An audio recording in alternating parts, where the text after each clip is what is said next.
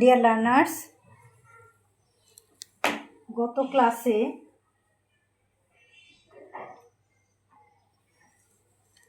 ক্লাসে আমি connectors of effects করাচ্ছিলাম এবং একটা সেন্টেন্স দিয়ে আমি বোঝাচ্ছিলাম যে এই সেন্টেন্সটা ছিল এরকম: Mrs Farhana Islam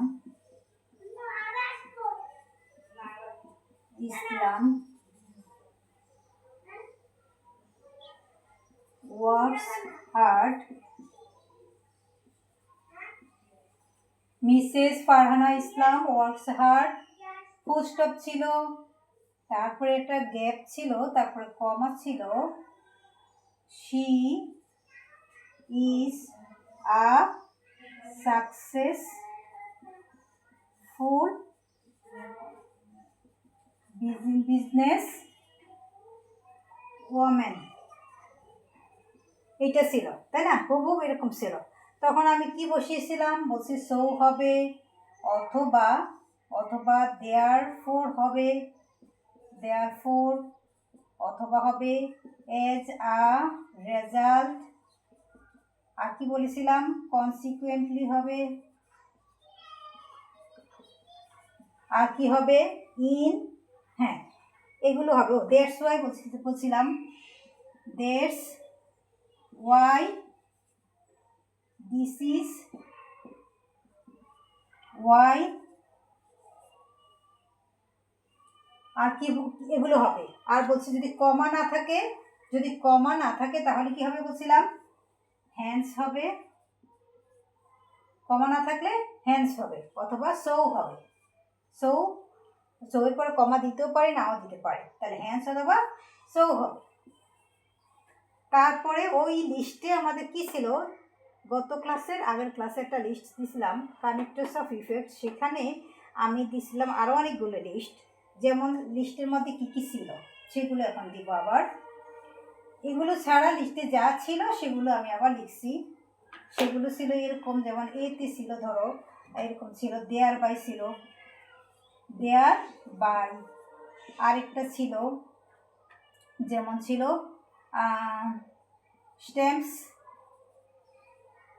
stems from, তাই না? আর কি ছিল? লিডস টু, তারপরে বি ব্রিংস অ্যাবাউট। আচ্ছা, ব্রিংস অ্যাবাউটটা আমরা দিব না, এখানে ব্রিংস অ্যাবাউটটা যাবে না। তারপরে ডি কামস ফ্রম ছিল, ব্রিংস অ্যাবাউট ছিল না, ব্রিংস অ্যাবাউটটা আমরা বাদ দিতে চাচ্ছি, এখানে আসবে না সেটা। ধরো এগুলো আছে, এগুলো আছে, তখন আমরা কি এগুলো এখানে ব্যবহার করতে পারবো? কমা না থাকলে কি ব্যবহার করতে পারবো? বা কমা নেই, কমা আছে, তাহলে কি ব্যবহার করতে পারবো? না, করতে পারবো না। কেন ব্যবহার করতে পারবো না? কারণটা হচ্ছে কমা অথবা কমার রিলেটেড না, কারণটা কমার মধ্যে সীমাবদ্ধ না।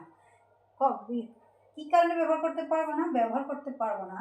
এখানে একটা সেন্টেন্স দেখো, মিসেস ফারহানা ইসলাম ওয়ার্কস হার্ড, এটা একটা সেন্টেন্স। আমাদের দ্বিতীয় সেন্টেন্স শুরু হয়েছে, আরেকটা সেন্টেন্স শুরু হলো সেটা কমা দিয়ে গ্যাপ দিয়ে শুরু হলো, এটা আরেকটা ফুল স্টপের পরে যেহেতু আবার লিখতে হচ্ছে, তার মানে ফুল স্টপ হলে একটা সেন্টেন্স শেষ হয়ে যায়, দ্বিতীয় আরেকটা সেন্টেন্স শুরু হলো, তাহলে বোঝা যাচ্ছে এই একটা সেন্টেন্স, এটা ধরি ফার্স্ট সেন্টেন্স, এটাকে ধরি সেকেন্ড সেন্টেন্স। এই ফার্স্ট সেন্টেন্সের সাথে সেকেন্ড সেন্টেন্সকে কানেক্ট করার জন্য যেইটা ব্যবহৃত হচ্ছে গ্যাপ দিয়ে, সেটা হলো কানেক্টর। আর এই একটা সেন্টেন্সের সাথে আরেকটা সেন্টেন্স কানেক্ট করার জন্য আমাদের কি দরকার হয়?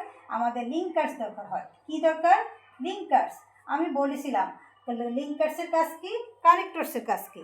কানেক্টরসের কাজ হলো দুটি ওয়ার্ডকে যুক্ত করা, কানেক্টরসের কাজ হলো দুটি ফ্রেজকে যুক্ত করা, একটা ক্লজের সাথে একটা ফ্রেজকে যুক্ত করা, এই তিনটা কাজ হলো কানেক্টরসের। আর লিঙ্কার্সের কাজ কি? লিঙ্কার্সের কাজ হলো ক্লজের সাথে কানেক্টরসে আরও একটা কাজ করে, ক্লজের সাথে ক্লজ কানেক্ট করে। আর লিঙ্কার্সের কাজ হলো একটা সেন্টেন্সের সাথে আরেকটা সেন্টেন্সকে যুক্ত করা, অথবা একটা প্যারাগ্রাফের সাথে এত বড় একটা ধরো প্যারাগ্রাফ, তারপর আরও একটা প্যারাগ্রাফ যুক্ত করব, দুইটা প্যারাগ্রাফকে যুক্ত করার জন্য লিঙ্কার্স ব্যবহৃত হয়। তাহলে আমাদের এখানে যেটা ব্যবহৃত হবে একটা সেন্টেন্সের সাথে আরেকটা সেন্টেন্স, এটা হলো কি লিঙ্কার্স। তো এগুলো সবই লিঙ্কার্স, সো দেয়ার পর এগুলো যেটা ছিল এগুলো লিঙ্কার্স ছিল।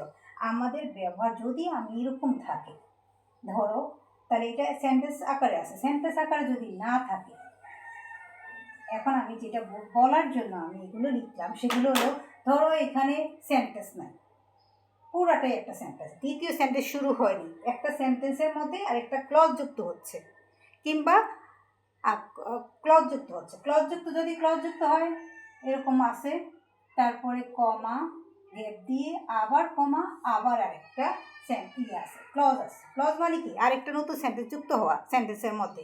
যেমন এখানে দিলাম comma, she is a successful business woman. হ্যাঁ, আমি লিখলাম না, ডট দিয়ে দিলাম। তাহলে এখানে যেহেতু আরেকটা ক্লজ যুক্ত হলো, ক্লজ কেন, সাবজেক্ট আছে, ফাইনাইট ভার্ব আছে, তাহলে এটা ক্লজ, এবং ফুল স্টপটা এইখানে এসে শেষ হলো, এখানে আর কোনো ফুল স্টপ নাই, তার মানে এটা এখান থেকে শুরু হয়েছে, এখানে এসে সেন্টেন্সটা শেষ হয়েছে।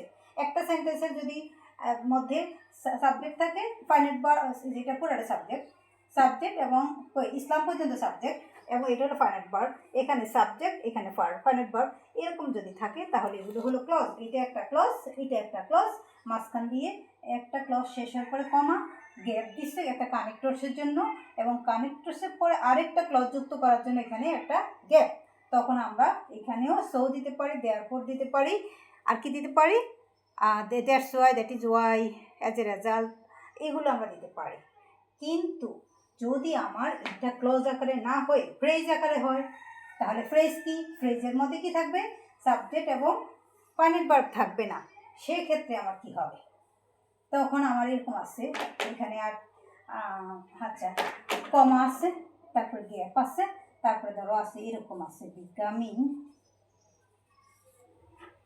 আ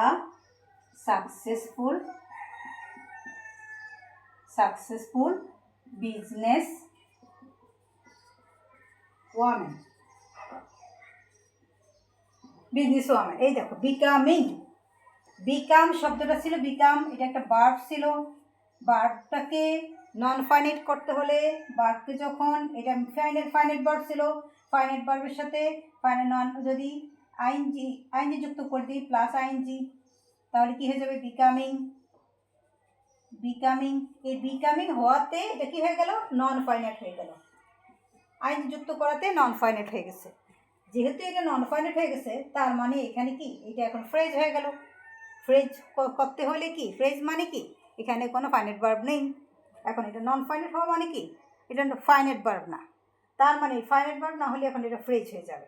তাহলে ফ্রেজের সাথে এখন যেহেতু এটা আইনজি যুক্ত হয়েছে, তখন হচ্ছে আমরা কি করব, এগুলো চুজ করতে পারি, এগুলো চুজ করতে পারি না শুধু, অবশ্যই এগুলোই চুজ করব, কারণ এই যে ওয়ার্ডগুলো, এই ওয়ার্ডগুলোর পরে লাস্টে দেখো প্রেপোজিশন আছে, প্রেপোজিশন, এগুলো সবগুলো প্রেপোজিশন, বাই একটা প্রেপোজিশন, ফ্রম, টু, আবার এখানে ফ্রম, এগুলো সব প্রন হয় কি প্রেপোজিশন। এই প্রেপোজিশন যুক্তগুলো আমরা এখানে ব্যবহার করবো, thereby becoming, stems from becoming, this to becoming, comes from becoming, এগুলো আমরা ব্যবহার করব। কারণ কি, আমি তোমাদেরকে রাইট ফর্ম অফ ভার্ব যখন করাচ্ছিলাম, সেখানে আমার ইজি টিপস দিয়েছিলাম 10টা, সেখানে একটা টিপস ছিল, প্রেপোজিশন যদি থাকে, প্রেপোজিশনের পরে আমরা কি করব, প্রেপোজিশন পরে ভার্বের সাথে আইনজি যুক্ত করে দেব, এমন একটা টিপস দিছিলাম আমি। হ্যাঁ, তাহলে যেহেতু এখানে প্রেপোজিশন আছে, প্রেপোজিশনের পরে আইনজি যুক্ত, তার মানে কি, তুমি যেহেতু প্রেপোজিশন আছে, আইনজি যুক্ত আছে, তার মানে এগুলো প্রেপোজিশন যুক্তগুলোকে তুমি এখানে বসাবা, কারণ প্রেপোজিশনের পরে ভার্বের সাথে আইনজি যুক্ত হয়। তবে এই যে লিস্ট টু এটা এখানে টু আছে, আমি সেখানে বলছিলাম রাইট ফর্ম অফ ভার্বের মধ্যে বলছিলাম টু, প্রেপোজিশন টু এর পরে যদি যেই অংশটা থাকে, যে ইয়াগুলো থাকবে, ক্লজ থাকে, বা যে ওয়ার্ডগুলো থাকে, সেই ওয়ার্ডগুলোর মধ্যে আমার কি বোঝাচ্ছে, সেখানে কোনো উদ্দেশ্য বোঝাচ্ছে, নাকি অন্য উদ্দেশ্য ছাড়া অন্য কিছু। উদ্দেশ্য ছাড়া যদি কোনো কিছু থাকে চোখ বন্ধ করে ওই আইনযুক্ত করে দিতে হবে। আর যদি উদ্দেশ্য বোঝায় তখন কি বার্বটাকে কী করতে হবে, বেস ফর্মে নিয়ে আসতে হবে। বিকাম হতো, তখন বিকাম হতো, হ্যাঁ বিকাম হতো। যদি উদ্দেশ্য, এখানে কোনো উদ্দেশ্য বোঝায় না, এখানে হচ্ছে কি ওই নারীটা কী করে, তিনি হচ্ছেন কঠোর পরিশ্রম করেন, এইটা হলো তার ফলাফল। এই কঠোর পরিশ্রমের ফলে তিনি কি হলেন, একজন বিজনেস ওম্যান হলেন, তাই না? সেজন্য তো এটা উদ্দেশ্য না, এইটার সাথে এইটা ছিল কারণ, এটা হলো ফলাফল, কারণের পরে ফলাফল এগুলো, তাই না? সেই জন্য এই ফলাফল বানানোর জন্য আমার এখানে একটা কি দিতে হবে, আমাকে একটা কানেক্টর দিতে হবে। আর এই কানেক্টরটা এমন একটা কানেক্টর সিলেক্ট করব, যেহেতু এটা আইজি যুক্ত আছে তাই প্রেপোজিশন যুক্তগুলো আমরা সিলেক্ট করব, এই জন্য প্রেপোজিশন যুক্ত কানেক্টর ব্যবহার করলাম। এবার তোমরা নিশ্চয়ই বুঝতে পেরেছো, আমি আশা করছি তোমরা বুঝতে পেরেছো। ওকে বন্ধুরা, তাহলে আমাদের connectors of causes and effects আজকের মতো শেষ হলো। আমাদের আর কোনো থাকতে পারে না, কোনো কনফিউশন আর থাকতে পারে না। বাকি যেগুলো আমাদের থাকবে, আরও অনেকগুলো লিস্টের যে অংশগুলো আমাদের বাকি আছে, সেগুলো তোমরা যখন করতে যাবে তখন অনেকগুলো তোমরা নিজেরাই অনেক কিছু জেনে যাবে, এবং তোমরা আরও কিছু নিজেরাইও গ্যাদার করতে পারো, অথবা আমার পরবর্তী ক্লাসগুলোতে আরও কিছু তোমরা সংযুক্ত করে নিতে পারবে আমার মাধ্যমে। ওকে, সে পর্যন্ত আল্লাহ হাফেজ, ভালো থাকো, সুস্থ থাকো এবং নিরাপদে থাকো। আসসালামু আলাইকুম।